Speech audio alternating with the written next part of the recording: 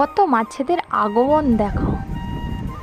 সামনে যে পুকুরটা দেখাচ্ছি এটা হচ্ছে আমাদের বাড়ির অনেক পুরানো পুকুর, তবে নিজস্ব না, ভাগাড়ি, মানে একজনের ভাগ আছে এতে।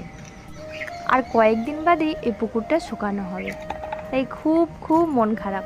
কারণ কত মাছ সব আমার ঘাটের কাছে সব সময় এসে ঘোরাফেরা করে। ওরা সবাই কোথায় চলে যাবে, আবার অন্যের ভাগে চলে যাবে পুকুরটাও, আর আমার জলেরও ব্যবহার করতে খুব অসুবিধা হবে।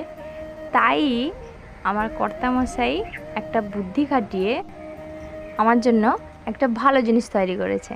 আমি সেটাও দেখাচ্ছি তোমাদেরকে। আর এখন এই এঁঠো থালা বাসনের কাছে মাছগুলো কীরকম জমা হয়েছে দেখো, পুরো একদম বিজবিজ। ক্যামেরা কোয়ালিটি আরও ভালো হলে আমি অবশ্যই আরও ভালো করে দেখাতাম।